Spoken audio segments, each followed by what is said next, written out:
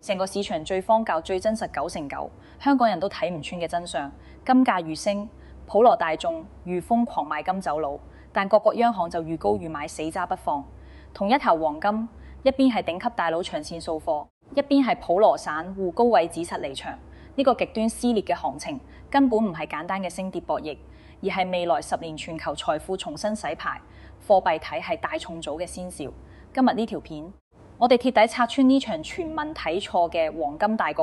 話你知點解普通人永遠喺黃金市場賺唔到大錢？央行默默囤金背後藏住乜嘢足以改變你財富命運嘅頂層邏輯？熟悉金市嘅朋友都好清楚，近幾年嘅黃金走勢徹底擺脫咗傳統大宗商品嘅波動規律，呈現出極致嘅兩極分化格局。市場上面有源源不斷、立場極之堅定、完全唔理短期升跌嘅國家級買家，以全球各國央行為核心，持續逆市加倉，穩步囤金，從來唔會因為金價短期震盪就停下佈局嘅腳步。但另一邊就係海量嘅普通投資者、民間散戶，只要金價觸及階段性高位，就會集體恐慌拋售，獲利離場，甚至好多人認定金價已經見頂，果斷清倉避險。同一種資產、同一個交易市場、同一個時間維度，上演住兩套完全相別嘅交易行為。呢個絕對唔係普通嘅多空分歧，而係唔同層級玩家、唔同認知維度、唔同時間週期嘅財富認知獲溝。絕大部分普通人睇金市，只會盯住當下嘅價格升跌、單日波動、短期營救，將黃金同股票、基金、樓市一樣睇成投機工具，淨係識賺短線差價，避短期風險。但頂級機構各國央行睇黃金，睇嘅係未來10年、20年嘅全球貨幣體係重構地緣政治格局變遷，全球財富重新分配。呢個認知維度嘅巨大差距，就係每一輪黃金行情入面，散戶不斷踏空，高位接盤，低位斬倉，而機構同央行永遠可以踩中長線腿勢，穩穩鎖定底層財富紅利嘅核心原因。想要真正讀懂而家嘅黃金市場，首先要跳出短期價格波動嘅表層誤區，梳理清楚黃金近年嘅完整行情脈絡。黃金價格從來都唔係一帆風順嘅單邊上漲，全程伴隨住劇烈嘅震盪洗盤，波動幅度遠超普通人嘅認知。國際現貨黃金曾經一路攀升至每盎司$5600以上嘅歷史頂峰，創下數十年市場新高，刷新咗全球黃金交易史嘅價格紀錄。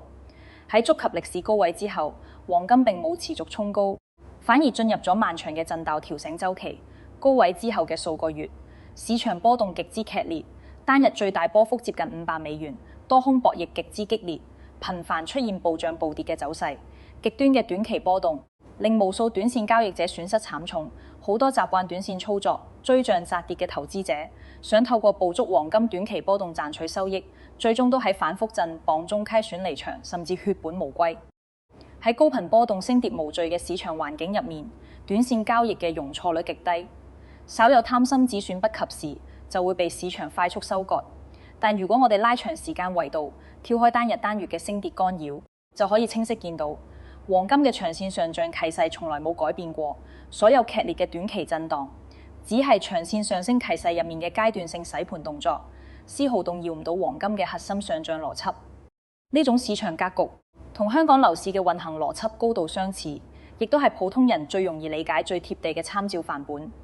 熟悉香港樓市嘅人都知，香港樓市一向以波動劇烈、長頭勢堅挺聞名。市場首熱嘅時候，價可以喺短短1個星期急速拉升，2個星期之內又會出現明顯回調，短期反覆上落，起伏不定。中原城市指數漲年，波動不休，升跌交替。無數短線炒樓客、短期樓市投機者，想靠波段操作賺取差價，絕大多數都栽喺頻繁波動入面。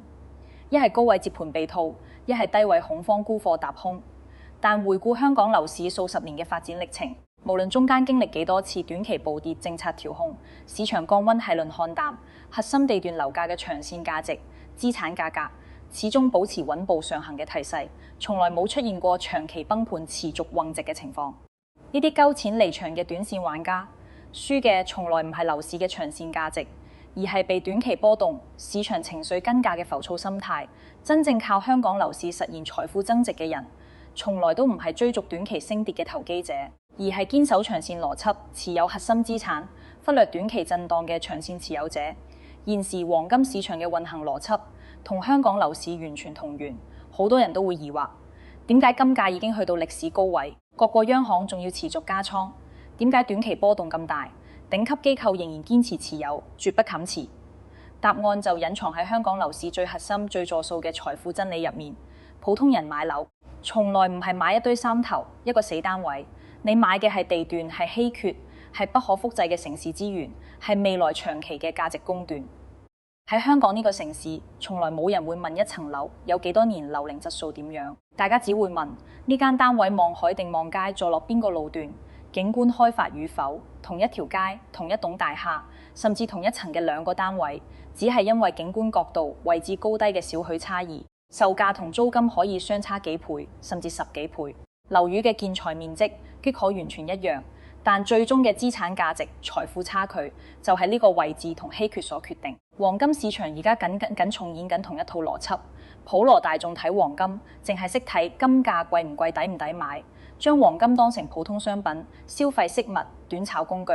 但各國央行、環球頂級資本睇黃金，從來唔係睇呢枚金屬本身，而係睇緊黃金喺未來全球貨幣格局入面嘅核心位置。呢個位置係冇任何一個國家、任何一間央行可以隨意印製、隨意稀釋、隨意操控嘅絕對稀缺席位，係去美元化大潮之下全球資產避險結算儲備嘅核心剛性資產。近年全球掀起嘅史詩級央行囤金潮，絕對唔係市場一時炒作，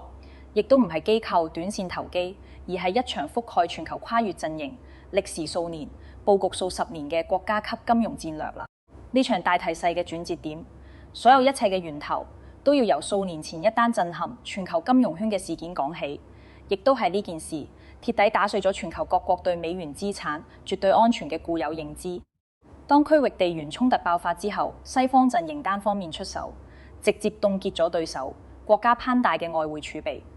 呢個操作睇落係針對單一國家嘅制裁，但實際上係向全世界所有主權國家、所有新興市場、所有非西方陣營經濟體發出咗一個極度冰冷、極度殘酷嘅信號。你手上持有嘅萬億美元儲備、美債資產、國際貨幣結餘，睇落係數字、係財富、係流動性最強嘅全球硬通貨，但本質上只係一張信用借據。只要政治廳立出欠分期、地緣博弈升級，不符合單一陣營嘅利益，呢啲你積累幾十年嘅財富，可以一夜之間被封鎖、被凍結、被卑奪，瞬間變成無法動用、毫無作用嘅死數字。喺呢件事之前半世紀以來，全球所有國家都默認同一個規則：美元係全球通用貨幣，美債係全球最安全資產。只要手握美元資產，就等於手握絕對安全嘅財富保底。全世界都沉迷喺信用貨幣嘅遊戲規則入面，不斷增持美元、歐元資產，慢慢淡忘咗黃金嘅貨幣屬性、儲備屬性，甚至將黃金標含為過時、低效、零收益嘅舊式資產。90年代至千禧年初，全球多數國家央行都主動減持黃金，壓縮黃金儲備比例，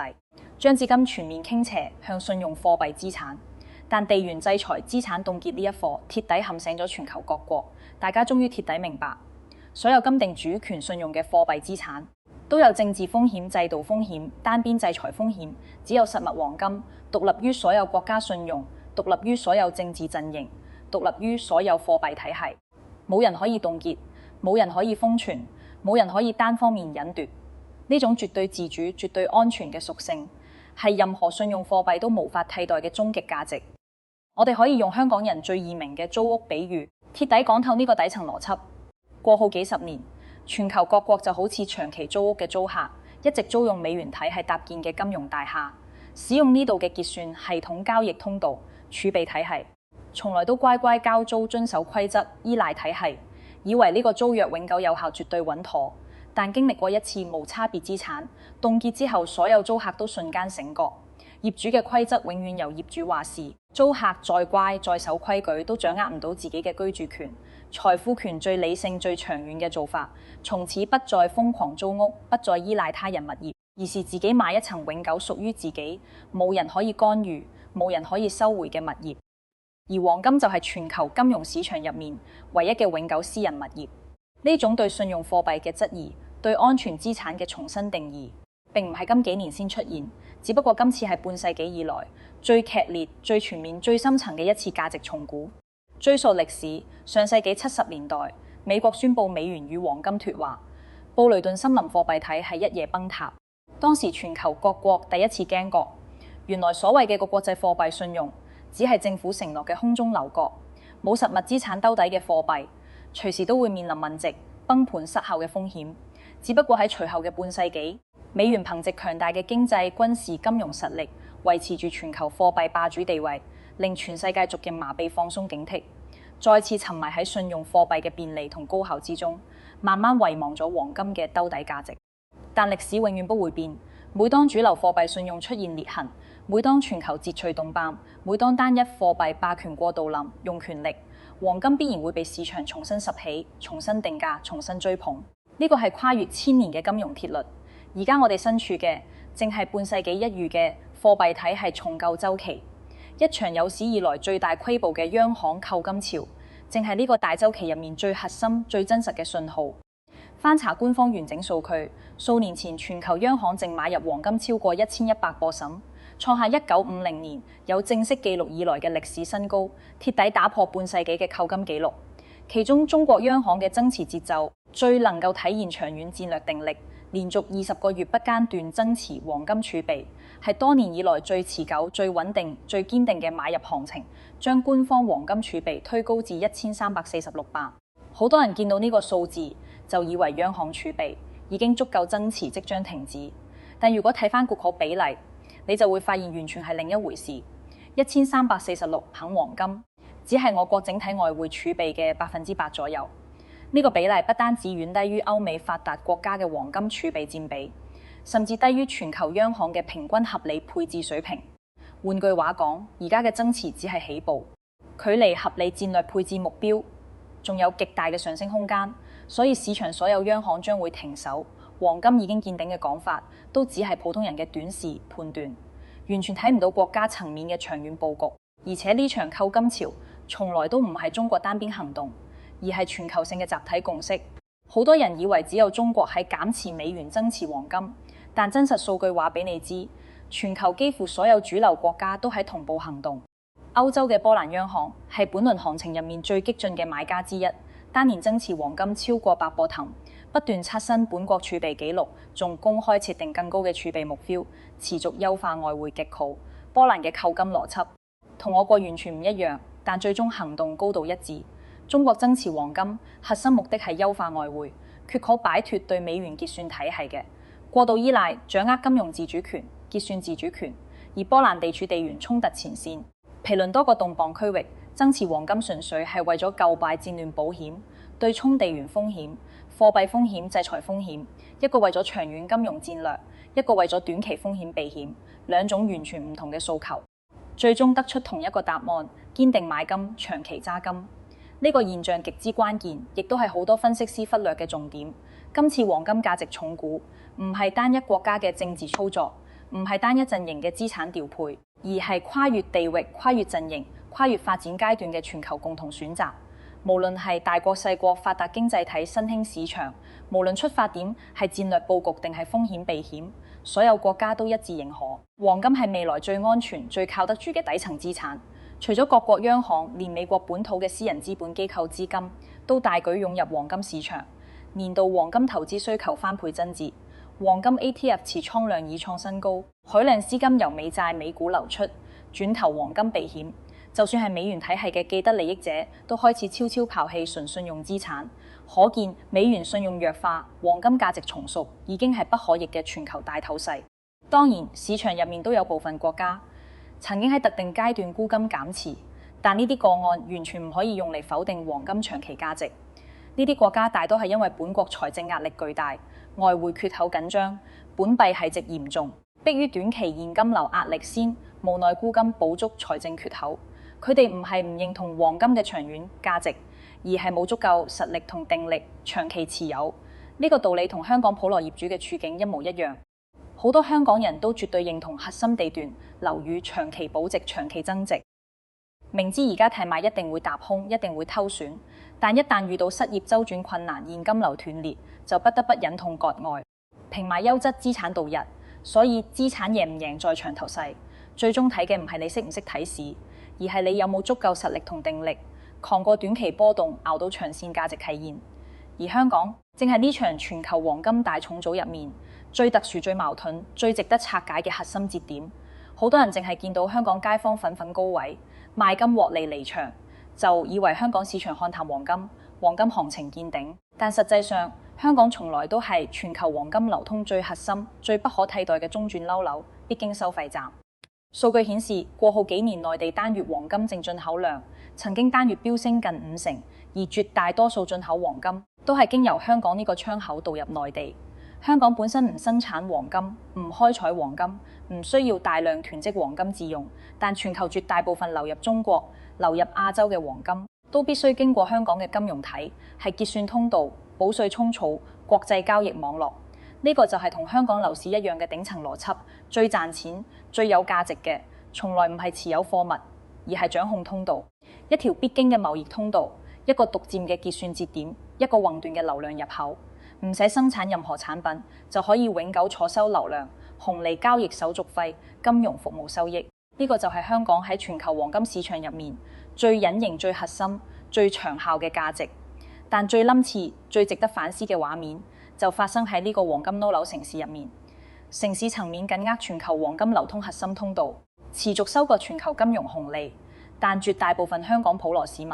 卻喺高位憤憤賣金，恐慌離場，同全球央行頂級資本嘅操作完全背道而馳。本地經營幾十年嘅老牌珠寶商多次受訪都坦言，每當金價創新高，門市最多嘅客人唔係買金保值，而係賣金套現嘅本地街坊。大家見價高就走，見利就收，人人都驚高位被套，驚行情回落，冇人敢長線持有，冇人願佈局未來。一邊係國家級資本、環球機構忽略短期價格，堅持10年、20年長線佈局；一邊係普羅大眾只睇今日價格，只計眼前贏啦，只追短期情緒。呢種認知差距就係財富分層嘅真正源頭。如果我哋只睇香港本地散戶嘅交易數據，好容易誤判全局，以為全球黃金需求萎縮，市場見頂。但拉開全球完整數據，你會見到一個完全相反、極度精細嘅缺口性真相。全球黃金首飾嘅銷售數量、銷係件數雖然持續下跌，但全球黃金銷係總金額反而屢創新高。呢組反向數據藏住黃金市場最核心嘅腳口性轉變。大眾已經唔再追求買得多買大件，而係願意用更高單價、更高預算買更少、更精、更具保值性嘅黃金。黃金已經徹底由大眾消係飾物，轉變成高淨值、抗風險、保財富嘅金融資產。呢個轉變唔係個別地區嘅特例，而係中國香港、中東土耳其、印度等所有核心金市嘅共同體勢。以內地市場為例，首飾用金嘅數量持續回落，但黃金投資類消費金額不斷上升，投資金條、金幣、黃金定投、黃金 ETF 嘅需求爆發式增值。印度市場同樣如此，大眾唔再瘋狂買首飾，但實物投資金、電子黃金資產嘅買盤源源不絕。呢個足以證明全世界普羅大眾唔係唔中意黃金、唔看好黃金，而係徹底改變咗持有黃金嘅方式同邏輯。而呢場全民認知轉變資產缺口重組，背後仲有一隻極之關鍵、極之隱形嘅政策之手，默默引導住成個市場嘅走向。數年前內地落地嘅黃金稅務新規，大幅調整咗黃金消費同投資嘅稅費。缺口直接抬高咗黃金首飾嘅舊幣交易變現成本，令大眾消費型黃金嘅投資性價比大幅下降。與此同時，投資型金條、金幣、黃金 ETF 等標準化金融產品就享有更低交易成本、更靈活流通機制、更少稅費約束。呢個政策調控邏輯同香港樓市嘅印花稅調控如出一轍，透過差異化稅費抑制短期投機、無效消費，引導資金流向長效保值、標準化高流動性嘅優質資產。政府唔需要高調宣傳，唔需要公開引導，只需要透過稅費領吉，就悄悄改變咗千萬人嘅資產配置選擇，將海量資金由消費黃金導向投資黃金。除咗稅費調控帶來嘅實物轉投資契勢，黃金市場仲發生咗一場更深刻、更貼底嘅變革。黃金資產證券化、輕量化。過去普通人投資黃金只能夠買實物金條、金幣首飾存在，保管難、變現麻煩、運輸風險高、交易成本貴、流動性差等各種問題，極大限制咗大眾嘅長期持有意願。但而家隨住金融產品不斷成熟，黃金 ETF、線上黃金找戶、電子黃金憑證等輕量化產品全面普及，徹底解決咗實物黃金嘅所有弊端。大家唔使再煩保管，唔使擔心竇能，唔使受限變現門能，用極低門能、極低成本就可以長期持有、靈活交易黃金資產。呢個轉變等同樓市嘅房地產信託基金，將重資產、低流動、高門檻嘅實物資產變成輕資產、高流動、低門檻嘅金融產品，讓更多人可以參與優質資產嘅價值增值。正係因為呢場轉變，先出現咗而家嘅市場分裂格局。大眾減少實物首飾消費，但海量資金持續滾入投資型黃金產品，黃金市場整體需求不跌反升，只係資金嘅流入渠道、持有方式、配置邏輯發生咗根本性升級。而呢一切市場表象、資金流向、政策調控、認知轉變，最底層嘅核心邏輯，全部都指向同一個頂級頹勢：全球去美元化。好多人淨係識將央行囤金、大眾買金，簡單歸結為對沖通領規避風險。但呢個只係表層作用，真正嘅核心戰略係全球各國集體降低，逐步擺脫對美元結算體，係美元儲備資產嘅單一依賴。美元長期以來憑藉貨幣霸權，將金融體系武器化，動行以制裁凍結、剔除結算系統作為手段，打壓異見經濟體，收割全球財富。全球各國終於徹底醒覺，將本國金融安全、貿易安全、儲備安全完全緊定喺單一國家嘅信用之上，本身就係最大嘅風險。但冇任何一個國家會傻到同美元正面硬剛公開對抗，避免引發劇烈金融動盪。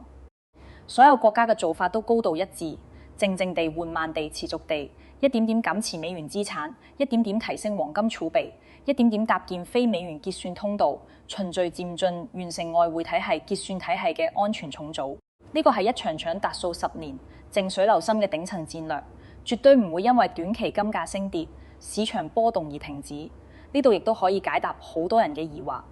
點解黃金係零息資產，持有機會成本，央行仍然死揸不放，愈高愈買？因為普通散戶投資睇嘅係每年有幾多利息，短期有幾多利潤，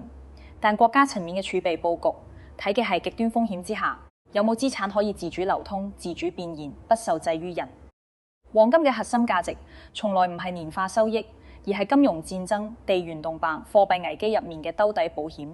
呢份保險嘅價值無法用利率計算，無法用收益衡量，無法用短期行情定義。只要美元霸權嘅單邊風險仍然存在，只要全球地緣格局仍然動盪，只要信用貨幣仍然可以無限增發，黃金嘅戰略價值就永遠存在，永遠升值。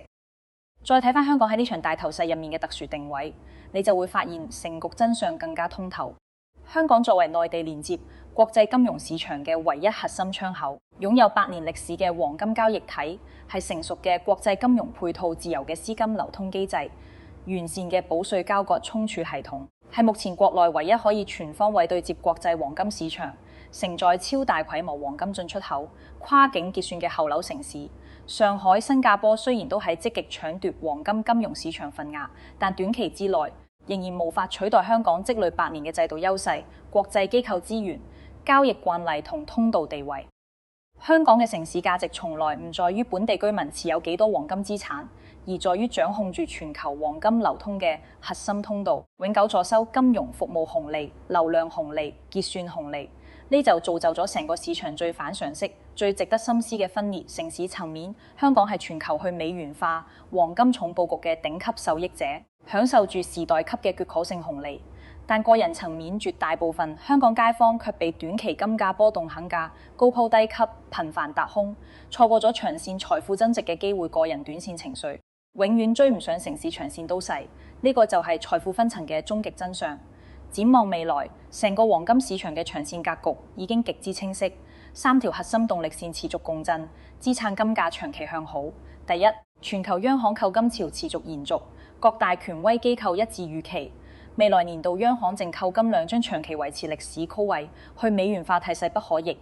為金價提供堅實底部支撐。第二，黃金資產證券化持續普及，普通投資者嘅配置方式全面升級，投資性黃金需求持續擴容，源源不絕，為市場注入增量資金。第三，香港嘅後樓地位持續強化，隨住內地金融對外開放外匯，缺口優化持續推進，黃金跨境流通需求只會越來越大，香港嘅通道價值只會越來越高。當然，短期之內金價仍然會持續震盪，反覆洗盤，市場都會有分歧，有回調，有獲利回吐。風險永遠伴隨住收益，但所有短期波動都只係資金情緒嘅博弈，完全動搖唔到貨幣體系重構全球儲備轉型去美元化推進嘅長線缺口性態勢。短期嘅升跌係運氣係情緒，長線嘅態勢係格局係時勢。最後講一句最真心最真實嘅話，普通人投資賺唔到大錢，從來唔係輸喺資金少，輸喺運氣差，而係輸喺認知淺，輸喺目光短，輸喺成日被短期市場情緒幹架。你睇嘅係今日嘅金價升跌，眼前嘅營救。大佬睇嘅係10年後嘅貨幣格局，20年後嘅財富重分配。睇到呢度，相信你已經徹底拆穿咗今次黃金行情撕裂嘅真相，明白央行同散戶操作相反嘅底層邏輯。如果你覺得呢篇深度拆解對你有用，幫到你提升投資認知，記得點讚、收藏、分享出去，等更多身邊嘅朋友睇清市場真相，擺脫散戶思維，唔好再喺大頭勢入面踏空雞錢。亦都歡迎大家留言評論，講下你而家有冇持有黃金，你睇好後市定係看淡短期走勢，我會逐條同大家交流互動。最後一定記得訂閱我嘅頻道，開啟小鐘，後續持續為你拆解全球金融底層邏輯，拆解資產配置頂層思維，帶你跟上時代財富大頭勢，把握每一次腳可性紅利。